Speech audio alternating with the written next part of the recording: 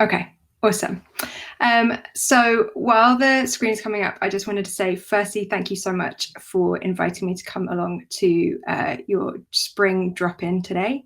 I have to say, I'm based out of Brighton in the UK, and it is not feeling massively spring-like. We've had a huge downpour of rain. The grass is looking good, but otherwise, spirit's a bit low. Like in May, we really want a little bit more sunshine than there is right now. But my name's Eugenie. So I live in the UK. I've been working at Uber for the last 3 years. And as you will see, the title of the time we're going to spend together over the next hour or so, it's called Turning Impact Up to 11. And I think that if you think about a few organizations that are super impactful, I'd be really interested just to throw it into the chat. Like, if you think of one company or one organization or one thing that has real impact in the world, like what would that be for you? Please add it into the chat.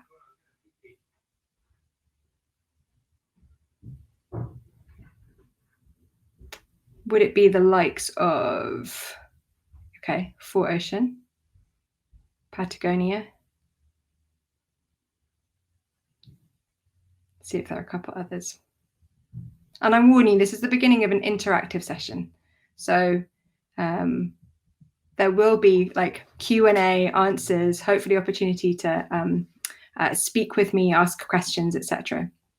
I don't know about 4Ocean, so I'd love to find out more about them. Patagonia, absolutely. I think they are a super impactful brand that have had it written into their DNA, like pretty much since the start of what they've been doing. And there are others, I think, that have sort of changed as they've gone along.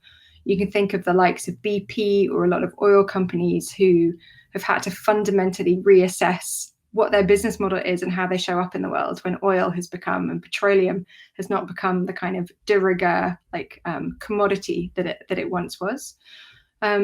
And I think that Uber probably fits in that camp too, right? I would imagine that when you think about Uber, not everybody, and particularly not people in the US, when you have other options such as Lyft and others, it's not necessarily what you would naturally kind of align with impact.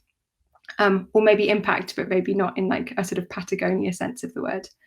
But I'm here really not to talk about Uber and not to talk about it. I mean, unless you want to ask some questions at the end, I'd be happy to field them. But really to think about how we all as individuals can identify what is the stuff that really drives and motivates us, and then to think about how we can apply that in our working lives and more broadly in our kind of personal lives too, so that we can show up to work or to any other situation and maximize the impact that we have. And the way that I will talk about that this evening is by giving a bit, or this afternoon for you all, is by giving a bit of a background to myself, taking you through a few kind of exercises or points to kind of consider. So this might be a bit of a reflective exercise and opportunity as well. And then bring it all back together with some questions that we can always ask ourselves sort of on an ongoing basis. So I hope that sounds good. I will watch to see how many numbers like drip away in the next 3 minutes after I've just explained what we're going to be doing. And Xander, if you're up for sharing the deck now, that would be super awesome. And we can kick it off from there. And if at the any time, I was going to say as well, if there is any moment where you want to like ask a question or throw anything in, please feel free to do so. And I'd be really happy to sort of take questions as they go along. Okay, so I think the deck's about to be shared. So as I was saying, I'm going to talk a bit about me. I'm going to talk about how to change your path. Thank you, Xander, for figuring this out. Thinking about figuring out what actually really matters to you and in the world more broadly. Remembering how we think and how we work together. And then the questions that we need to ask. Here we go. This is it. Perfect. Xander, thank you so much. Okay, so let's go on to slide number 3, please. Just so that folks can get a bit of an idea. So yeah, that's what we're looking at. And I don't know, those of you who have seen Spinal Tap, the reference of turning up to 11, but there is the volume control. So a little bit about me. I'm not able to see the slide that I'm going to be speaking to, but maybe you all can. So I'm going to give you two versions of who I am and how I exist in the world. One is the kind of pro version, and one is the kind of honest version. I'm hoping we might be able to see it by the time we get to the honest version. So the pro version is that I did my undergrad at the University of Oxford. I went and trained as a teacher straight afterwards. It's a program called Teach First, which is the kind of UK equivalent of Teach for America. I went and did a master's program out at Berkeley after a couple of years. It was in education and social and cultural studies. And I then went and worked at an organization in San Francisco called 826 Valencia, which maybe some of you might know. It was set up by a writer called Dave Eggers and an educator called Nineveh Caligari. And it was thinking about, they were running a publishing house at the time. It's kind of where McSweeney's was starting out. And they were on Valencia Street in San Francisco, for those of you who might know that area in the Mission. And they noticed that all these kids were coming back from school every day who were talking Spanish as they were walking down the road. And they were thinking, well, we're a publishing company. The thing that we do really well is write and help people edit. Why don't we put a sign outside and see if any kids would want to come in with any homework support or help? And that evolved over a period of time into what became an organization called 826 Valencia, which became this like super cool literary and literacy nonprofit, which enabled young people from all across San Francisco to figure out what they wanted to do in life and to write stories that like real people, real grown-ups would read, and also have a pirate supply store out front. So I don't know if you've ever been to visit that in San Francisco, and they have others all over the country. They've got a superhero supply store in New York, in fact in Brooklyn, where you can go in and it has an actual wind machine. So you can put on your cape, you can have the wind blow, and then you can look in the mirror and see if it's the right cape for you for when you're flying. So I worked with them for a couple of years, and it was amazing because it was super creative, really inspirational, but having kind of real impact supporting young people at the same time. And then when I moved back to the UK, which is back in about 2010, I ended up setting up a nonprofit of my own, which I called Spark and Metal. And Metal spelled METTLE. And I always realized that the acronym was going to be S&M. And I thought that at least it would be a good conversation starter, although it could sometimes be a bit tricky when I was talking about wanting to support young people. And then it was abbreviated to S&M. I didn't always come across sounding super, what we could say, professional, perhaps. But through that, I ended up doing like a bunch of other bits of work and projects. I wrote a blog for quite a long time for the Guardian newspaper in the UK. And I ended up, oh, thank you. This is going into the true version. You're getting a sense of this. So the pro version, I ended up then setting up a philanthropic foundation for somebody else. And now I'm at Uber and doing an MBA at the same time. But this that Xander is showing right now is the true version of what my life really looks like.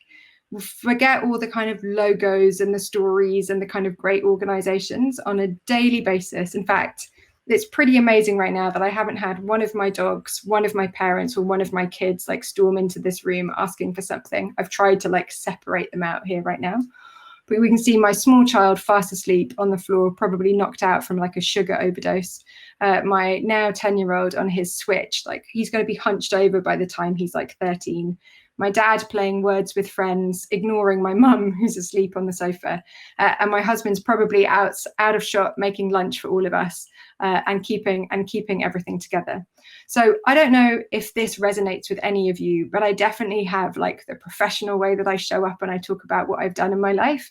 And then I kind of like turn around and sort of look the other way. And this is the sort of thing that I see. So just to be super honest with you, it's definitely not all slick. And good, I'm glad that there are other lives that are similar with like the candy or the sweet packets and everything else.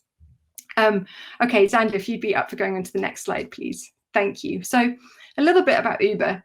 So Uber impact, as I was saying, not necessarily like what you imagine in the world, but actually I think Uber has a great opportunity as a company to do things. And the reason that I was attracted to Uber was because in my background, like I was in education, I was a teacher for a couple of years. I worked in nonprofits for about 10 years. And then Uber is like this organization that like literally physically moves people from one place to another. And I've always thought about education being the thing that moves people from one place to another. And Uber was the literal version of that. And I thought at the scale that it's at the, in all the countries that it's in, and over 65 countries around the world, there is such a huge opportunity for it to have a massively positive impact in the world.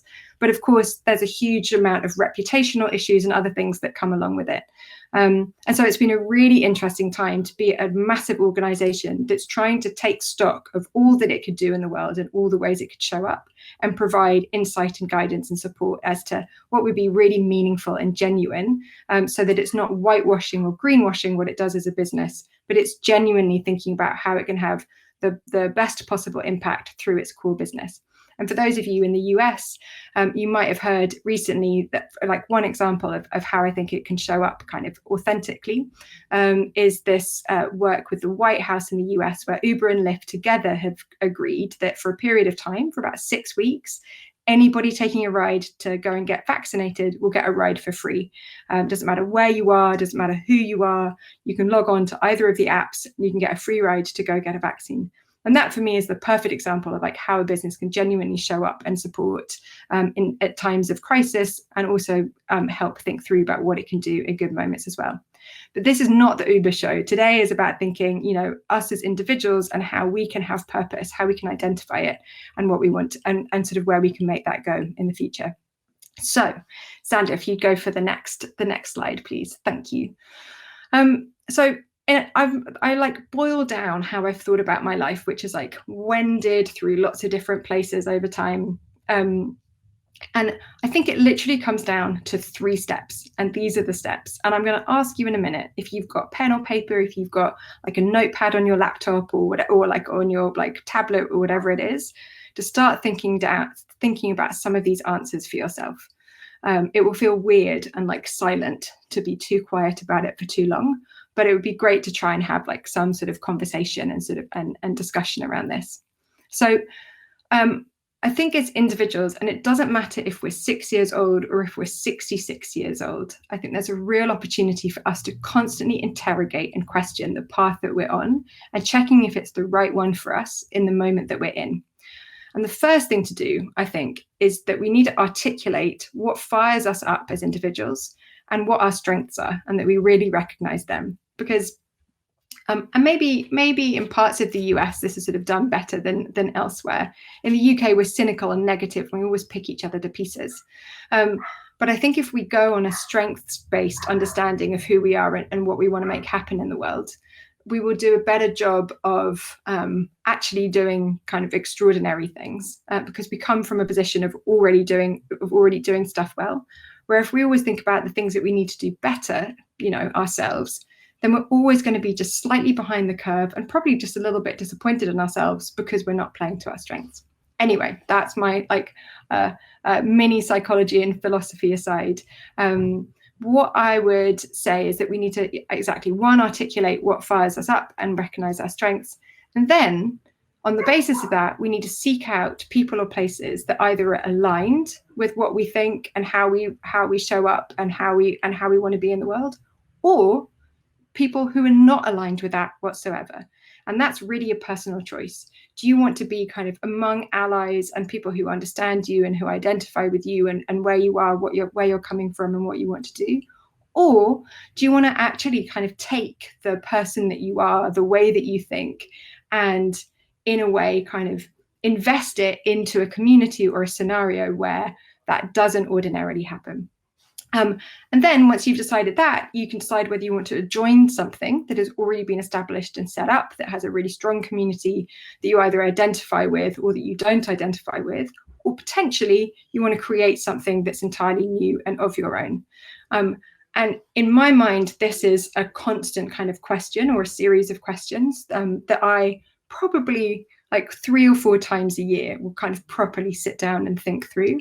For other people, it might come at particular junctures in your life when you're thinking about wanting to go in a new direction, or something else that is kind of like forced to change or forced you to kind of reconsider things. So I'm just going to pause here for a moment and would love to have those of you who are here to just take a minute and think about what fires you up and what strengths that you have. And I've got an example of my own that I will share with you just to kind of give you a flavor of how I do it. But you might doodle this, you might just kind of like stop and sort of think about it. You might think about it in a really kind of personal capacity, or you might think about it really just in terms of the job that you're in now, or the thing that you would want to do next. So Sandra, if you're up going on to the next slide, I will do the kind of vulnerable reveal of how I think about this for myself recently.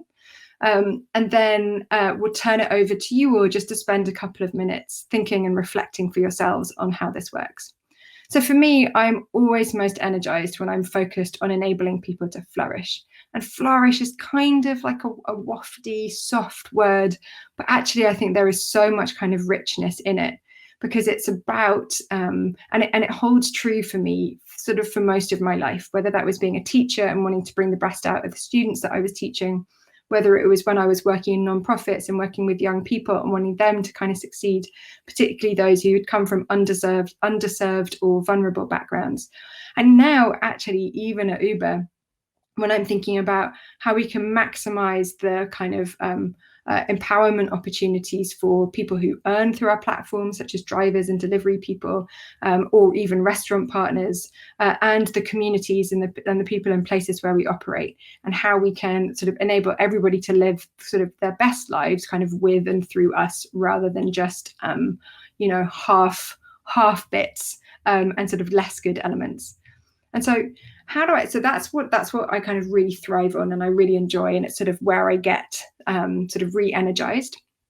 In terms of my strengths, again, this is like very much just around for me, but there might be parallels or things that sort of inspire you to sort of remind you what you're great at. I love strategy, I love plans, I love processes, and this is everything from my personal life, where if I don't have the opportunity to plan where we're going next to like travel, or what we're going to be doing like on a weekend, then I just feel kind of empty inside. So whether it's designing strategy at work or designing kind of family plans at home, I love doing that. And I love thinking about how you bring the future back to today and have that kind of bifocal vision of sort of looking ahead and then looking kind of, just right in front of you. I really love working with partners and like building up conversations. I could just chat with people and try and figure out what cool stuff we could do together, like all day long. And I love being a kind of positive enabler of what's going on in an organization, rather than just someone who sits on the side. I love communicating, like whether it's with you all now, although the kind of silent echo chamber is weird. But I also love doing it on sort of communicating on paper and even through Slack. I love voicing alternative viewpoints and showing a different perspective and empathizing in ways that other people might not always. And I always like stopping and thinking and reflecting on what I'm doing and what others are doing to ensure that I'm kind of taking in what I'm learning and making the best of it as I go forward. And I think that came from when I was learning to teach. That reflective practice was really baked into how you kind of set up and sort of act as a professional. So that's a kind of fully exposed sort of version of sort of how I think about things and how this is sort of true for me right now. And Xander, if you go on to the next slide, please. We don't have to look at my stuff, right, sort of at the moment, but I'd love to give an opportunity, maybe just 3 eerily silent minutes for everybody here, just to take a moment and to either write down, doodle, or just think in your head what really fires you up. And recognize your strengths. And I shall not hum, Hadley, because if I do that, it would distract everybody. And humming, as you might have noticed, was not on my list of strengths. And so it's not something that I'm going to make you all suffer over the next 3 minutes. So we'll go into the eerily silent 3 minutes of reflection. And then I will come back. Sorry, Hattie, to disappoint you. Okay. It looks like a couple other people came in when it's silent, which, whoever you are, we're not going to be silent for much more of the time, I promise. And also, can you hear my dog, one of my dogs in the background? Because he's like barking really loudly. I'm sorry. Okay, is anybody going to be brave and throw into the chat a sentence or a couple of words on what fires you up or what energizes you? I love that, Xander. Working with other people who are passionate about what they do. Yeah, there's a real kind of virtuous circle, isn't there, when you're surrounded by people. It reminds me of a phrase that a friend of mine's mum said to me when I was highly like a sponge. And she said that there are two types of people in life. There are the fountains and there are the drains. And the more I think about it as I get older, I think that's a pretty harsh way of dividing the world in two, but it's also quite compelling. And I agree, like being around people who are passionate, if you were doing that very like mean split, they're definitely the kind of fountains of the world. Cool. Anybody else want to throw one more thing in? People's stories and the stories they want to tell. I love that as well. Stories definitely are a motivator for me. Seeing people accomplish something new, that's awesome. Amplifying the stories of other like-minded businesses. Yeah, wow, these are really cool to hear. And I wonder, for all of you on the call right now, how easy is it for you to articulate what fires you up? Like, is it something that you talk about often, or is it something that you had to stop and consider right now? It would be interesting for you to reflect on too. Man, this is a strong creative crowd right here. I love this. Stories, seeing other people's accomplishments. Yeah, there's a lot of kind of virtuous stuff there. Okay, so once you figured out what fires you up and what your strengths are, as I said, there are two options, is the way I see it. You either seek out people that are aligned with you, or you go rogue, right? And you go sort of like black sheep of the family and kind of go somewhere different. And as you might have guessed, in part of my decision making about going to join Uber, who can guess? Did I think I was going to seek out people in places that were aligned with me? Or do you think that I was imagining that I might be seeking out a place that was not massively aligned with where I was coming from? If you are or aren't, or either write in are or not into the chat, if you can have a guess. Okay, 1 vote for not. See if I can get a couple more votes in. 2 votes for not. 3 votes for not. There's a bit of a trend being set here. And you are absolutely right, which means that I am very predictable, or that I've set Uber up to look like rubbish. It's not, because what is interesting is I absolutely went into Uber thinking I will come in, bring a different set, and I'm kind of ready for this. I've sort of got the experience. I sort of feel confident in myself, and I could go in and sort of have a different way of thinking. And what was fascinating going into it is that although there are lots of people who have all different perspectives and reasons why they themselves wanted to join Uber, there is a huge number of allies and people who think very much like me and who have the same ambitions and kind of hopes for the organization that I do. So even though I thought I was going in there alone, I think, to be honest, that was slightly egotistical. And there are a huge number of people who are doing really interesting and exciting things within the business. But I've done both, right? That was I've like set up an organization of my own in order to find like my people, like my allies. When I set things up back in the UK, this organization called Spark and Metal, I definitely found people who were aligned with me when I worked at 826 Valencia, and that was really inspiring too. So I've done a bit of both, and I wonder if, like, when you think about it in this way with your own sort of history to date, both professional or personal, if you've seen that there's a bit of a trend towards one side or the other, and if once you've decided what you want to do, if it's something that you tend to join in, or if you actually quite like creating kind of communities or even organizations, businesses, etc., of your own as well. Anyway, I want to keep going for about another 15 minutes or so, and then give a chance to kind of open up for questions. So if we kick across to the next slide, once you've decided what your path is going to be, the next thing is about figuring out what matters to you. And I'm breaking it down in an overly simplified way, because that's what we do on this sort of thing. One is around thinking about people. Is that what matters to you and drives you, motivates you? It sounds as though from quite a few of the comments earlier that there are a lot of kind of people-oriented folk. Or is it the planet? Is that what really matters to you and kind of and drives you? And thinking about sustainability and environmentalism. Or is it about profit? Is it about actually setting something up that's going to kind of make some money, and then on the basis of that, you can go do what you want with it? It might be something to do with one of those other two, or it might be just money for money's sake. All of them, I view as being completely valid. Like, there's not one that is better than the other, but there tends to be a case that that there is. Oh man, Ashley, you are reading my mind. But it tends to be that that many people naturally align towards one over the others. So if you had to pick one, including you, Ashley Taylor, if you had to pick one of those three, that if you had to focus on just one of them, what it would be, what would you choose? Write it into the chat. Oh, my dog's back. People, planet. There are a lot of people on here today. Is anyone going to be brave and say profit?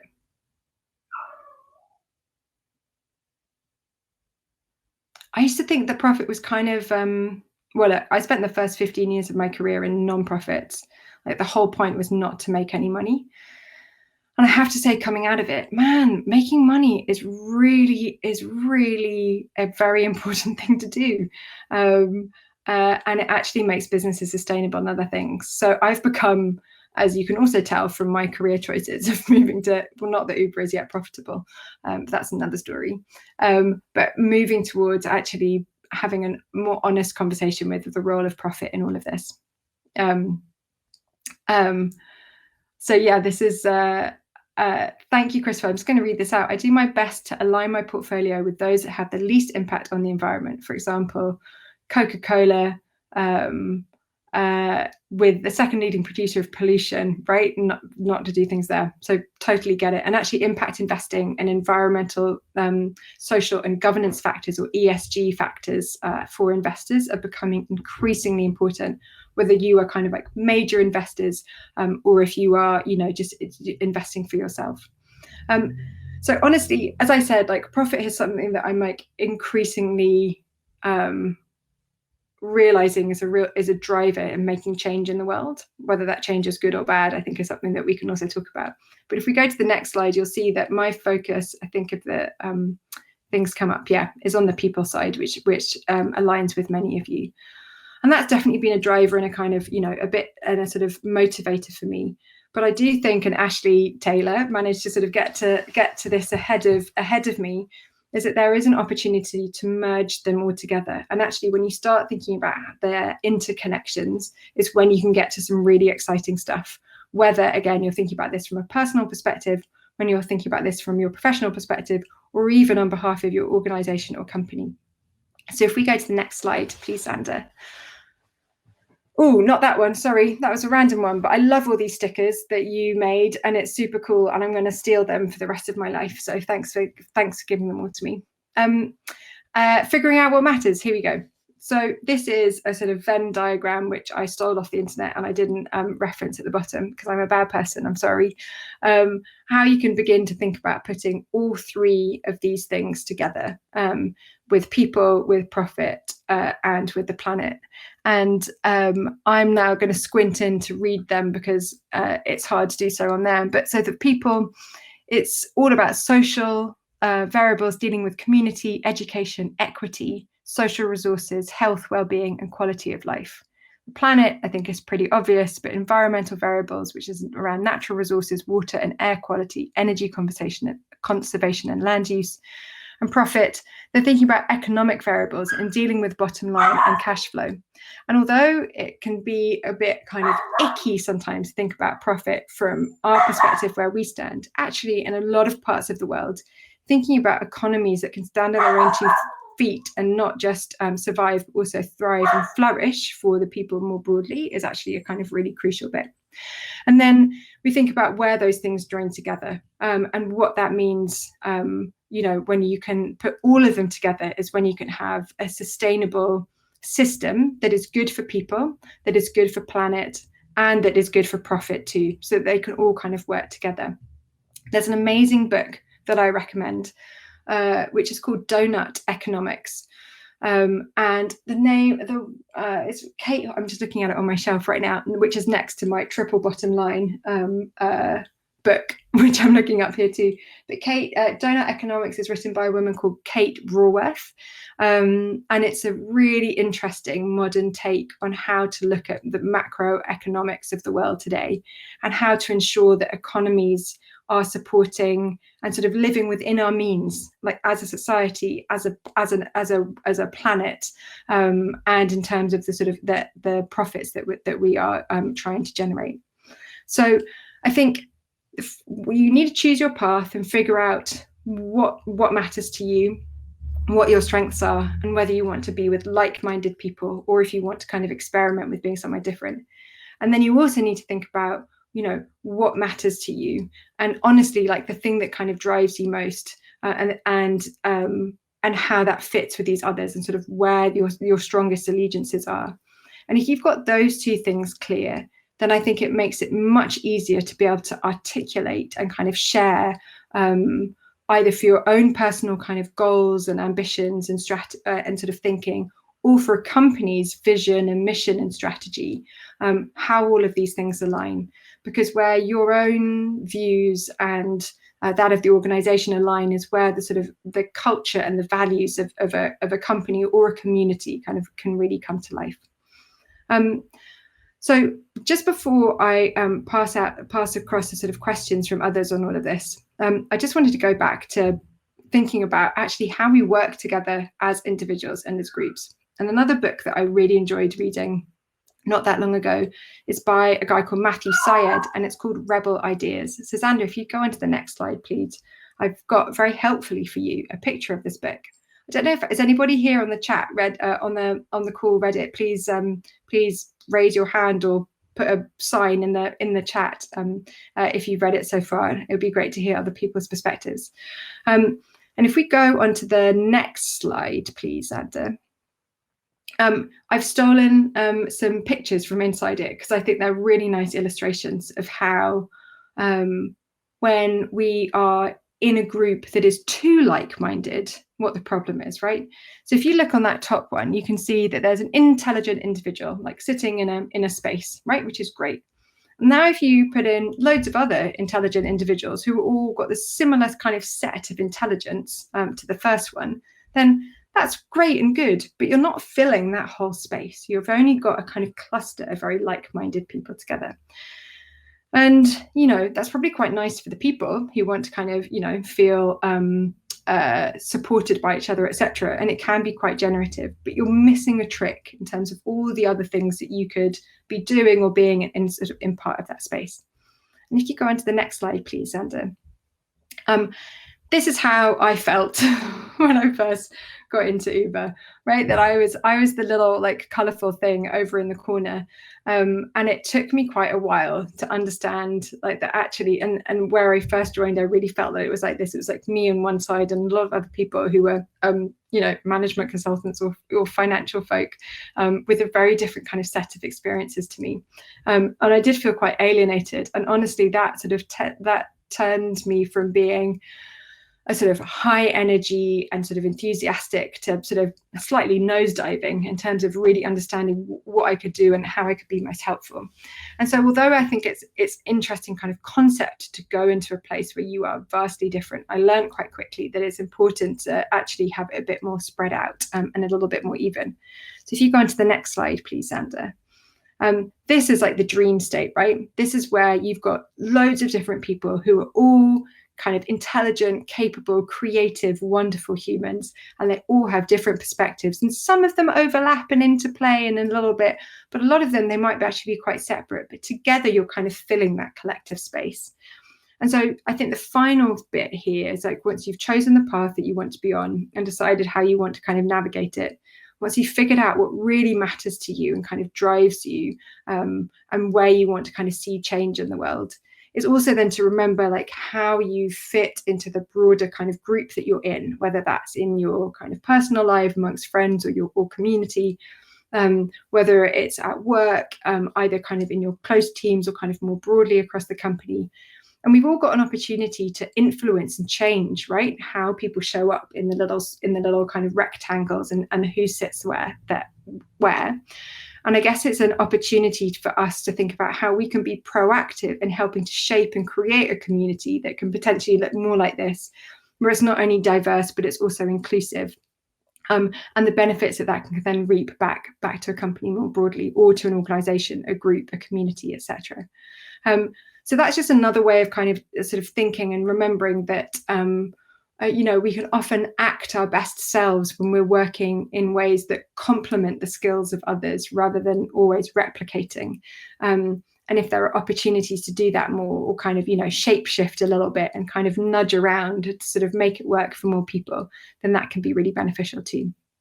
I'm nearly at the end of wittering on out all of you, but I've just got a few questions to pose to you before you all can get a chance to throw some questions my way. So next slide, please, Mr. Zander. Thank you.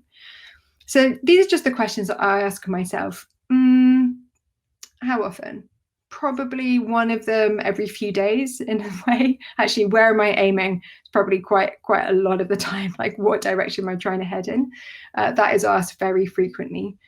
I ask myself often about do I think differently? And if so, how? Have my strengths evolved? Like what I was really good at a little while ago, has that changed? Has that got better? Has that got worse? Who are my allies? Like who are the people who are there who are going to really have my back all the time? And does what I do actually matter? Like, do I care enough about it to invest the time and the energy that I have? And again, that can be in work and it can be outside of work too. So those are sorts of questions that I ask myself, and I won't like ask you to kind of give the answers to these now, because I think that they are sort of ones for quiet reflection.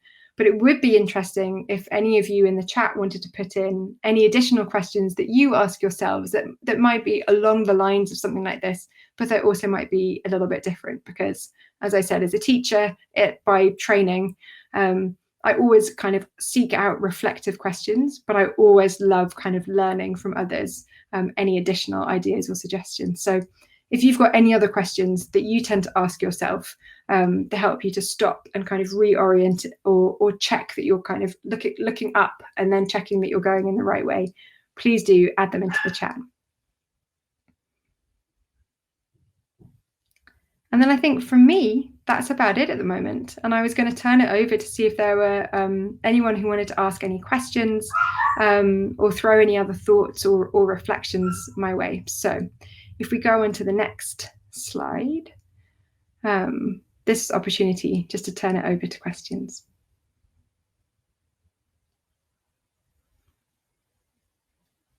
I love that about paintings, rotating an image backwards so I can see it with a fresh eye. On a very superficial level, it's kind of how I feel when actually right now in the hop-in thing, you don't have the mirror image on the camera. And so you see, anyway, that's really, when you normally, anyway, there's a very, very superficial version of that. Wonderful. So yeah, any questions, please feel free, can't speak at this point, apologies. Feel free to throw them into the chat. Oh, here they come. Okay, first question first. Stephen Parker, thank you. Starting with a tough one. How do you, as an individual, drive change at a large corporation? The honest answer is with chutzpah and guile, I think is what I would say. When I first joined Uber, I realized pretty quickly that there were a lot of people who wanted to think about how like you could almost Robin Hood Uber's technology and scale and kind of clout for good stuff. But nobody was like formalizing it. And so I realized quite quickly that you needed to influence from within, but also come up with kind of concrete plans and ideas that would obviously benefit the business sort of early on. So you can't kind of like, I couldn't speak to the sort of morality or the kind of duty of doing this stuff. I needed to demonstrate that there would be a benefit back to the business. And so I didn't start, like, I sort of amassed intel from sort of people at sort of my level or kind of, who were sort of working sort of in local markets. And then I quickly identified who were allies in the very senior leadership who I could just go and kind of harangue. And I just was, and basically, so I would say chutzpah, guile, and a like strong sprinkling of shamelessness. So I would just shamelessly kind of like message, this is before we were using Slack, but I was shamelessly like message like senior leaders at the company and be like, have you thought about this? Have you thought about that? And then as soon as one sort of took the bait, then I would set up to have conversations. So I kept like going across to Amsterdam from the UK to have conversations with like the sort of international senior leaders. And basically there was a gap. They were up for people to kind of like come up with a plan and a strategy of sort of how to do good stuff in an organization. So I just went ahead and kind of created a plan and made it happen. And what I realized was that nobody else was more qualified about doing any of this. It's not that I was massively qualified, but nobody else was more qualified, and it needed to be done. So I think that the thing to extract from that is, if you see an opportunity, if there's a real business case around it, and you can create a good set of allies at sort of different levels of the organization, depending on sort of how big it is.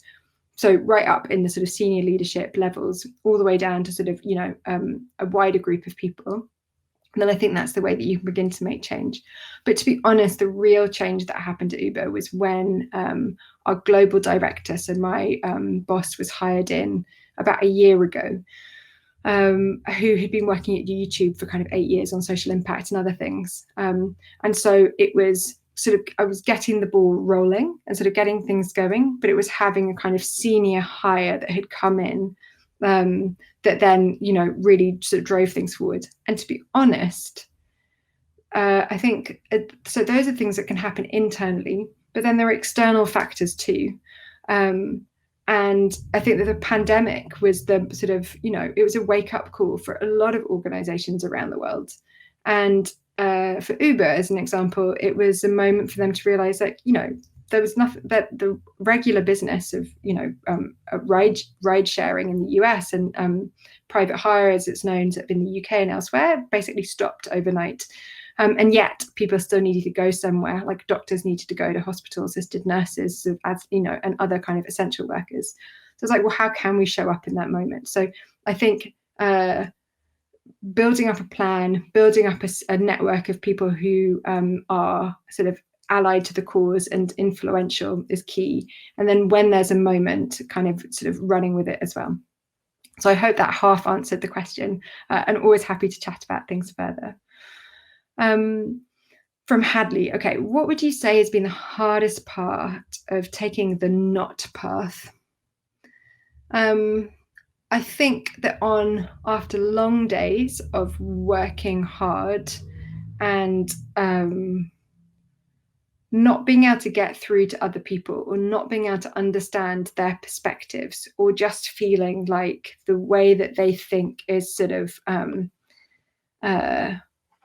what is it called on the bottom of ships? Like where it's just kind of like knotted into systems, and you can't find a way through. At the end of a really long day, I find that quite debilitating. But then I wake up the next day, typically, if I haven't drunk too much tequila, and I feel like refreshed and kind of ready to sort of go at it again. Barnacles. It's like they've been barnacled. That's what I was going to say. I think that can be quite hard. And I think after a while, if you feel like, it's us versus them, and there's just no way of getting through, I think that can be really tough. So I think that can be the sort of lonely bit. But at the same time, those moments where there's a little chink where the barnacles have chipped away off the bottom, and then you can get in somewhere, like that is what feels really huge, when you can kind of change, or where you can understand how other people are thinking in a different way, which enables you to then be able to have a different set of conversations. I think can be really exciting. I mean, at its worst, if you don't have the resolve, if you don't have the confidence, I think if you don't have a set of allies somewhere else with whom you can kind of talk about this stuff, I think it can get really, really hard and difficult. And especially if the people in other groups are not kind, right? If they are sort of prejudiced or unwelcoming, I think that can be really difficult. So I don't want to kind of like minimize some of those challenges, but I think on the whole, if you are really committed to something and you feel that there's a genuine opportunity and there's a reason why you think that you could fit into that rectangle, and that that others are going to be kind rather than cruel, then I do think that there's definitely opportunity to do stuff there. Okay. Blake Porter, thank you for your question. How do you pivot your tactics if you are met with stiff opposition from leadership? Do you know what? I'm doing this MBA because why? I mean, why not just take on something else right now? Because there's not enough going on. I took on this MBA and I'm not here to pitch it, but holy moly, it's awesome. It's with an entrepreneurial university in Spain called IE Business School, and it's with Brown University in the US. So it's a melding of like MBA stuff, like financial accounting. Sorry, any financial accountants on the call, it's just not my thing. And with all the kind of humanities and social sciences that Brown offers. So for example, one course that I'm doing right now is on the shared history of slavery and capitalism, which I would imagine is not a course that's on many MBA programs in other universities around the world. And I talk about that because we're doing like a piece on leadership right now, and influence is so key. And I think that there is the personal influence and the kind of political influence that you have within an organization, and they are two kind of slightly different but interconnected things. And so if there's stiff opposition from so first of all, honestly, for me, if I join a company and I don't believe that the leadership is fully invested with a kind of broader the vision that I'm aligned to or kind of like agree with, then I think it's quite hard to make that change. I do think you need to have like some executive or kind of top level belief in what you want to do. And going back to Uber as the example, when I joined, the new CEO, a guy called Dara Khosrowshahi, had been in post for about 6 months or so. And he had said several times over, I want us to be a better partner to the places and people that we serve. And I was like, I'm going to take him at his word on that and believe it, which I still do. I still think that's absolutely kind of like what he's focusing on. And if I hadn't had that, if it had been a different type of leader, then I do think that's quite hard to do. But if you've got, agreement at the top of a sort of broad vision, but if you've got a sort of blinkered or head in the sand sort of set of people sort of across the org who are sort of fairly senior and influential, but are sort of opposed to it, because who wants to change, right? Change is complicated and hard and exhausting and emotional. Like, there are lots of reasons for it. And if you're in that place and you might be quite comfortable and it might be working quite well for you. So I think that it's around understanding their perspectives. It's about knowing if you're going to be able to make it sort of influence them, or if the influence needs to come around the side, like from others with whom they're connected. So it sounds really dry, but there's a bit of like stakeholder mapping. Oh, I sound like such a douche saying that out loud. But I genuinely think it's really sort of understanding what are all the connections within the organization, and then how can you either influence directly or indirectly, and what is the stuff that would make it make sense for them. So for example, if somebody is super hard-nosed, you don't want to go in with like a wishy-washy sort of marketing jingle. You're going to have to go with like a hard-nosed business case, and you need to have your spreadsheets at the ready rather than your shiny deck. So I think it's even down to sort of thinking at that level is where the influence is. And we're working on that actually right now, sort of as part of our team, thinking about how to make significant changes that would be company-wide, and how you pitch that to different leaders in different ways according to sort of their own particular mindset and principles.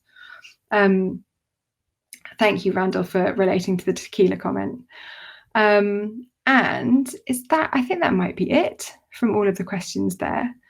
I'm not sure that I gave very good answers to any of those. I'm always happy to sort of chat separately about things. I think if you go to the last slide, please, Sander, you will see that this is how you can find me. You're welcome to email me directly. You can find me on Twitter, not that often, on Instagram, probably more often than you would like, if you want to see pictures of like mostly children, dogs, or the sea, and LinkedIn as well. So please do, if you've got any other questions, or if I can be helpful, just reach out, get in touch. I'd really love that. It has been so quiet, apart from my dogs barking. It's been very weird just listening to the sound of my own voice for about an hour. It's always so nice to do these events when you're in the room, can kind of like, you know, and sort of work with people in that way. But I hope this has given you an opportunity just to think about what matters to you, which way you want to kind of, you know, if you want to take the risky path of going in the sort of contraflow, or if it actually feels really good for you to find a place where you've got like-minded folk, thinking about how you can align people and planet and profit all together, and also how you can fit and how you can help other people fit whatever space that you're in, and the questions that you want to ask yourself on a regular basis, to make sure that you're always kind of taking a moment to take stock and look up and look out in another direction. And although those are quite sort of simple steps, I think it's definitely not rocket science. I think that doing that consistently and thoughtfully is a really good way, in a quiet way, a sort of, you know, non-grand way to think about how you can turn your impact up to 11, possibly even 12, maybe by next year to 22, who knows. But anyway, thank you so much for listening to me. And as I said, anything else you want to know, please always follow up. Thank you.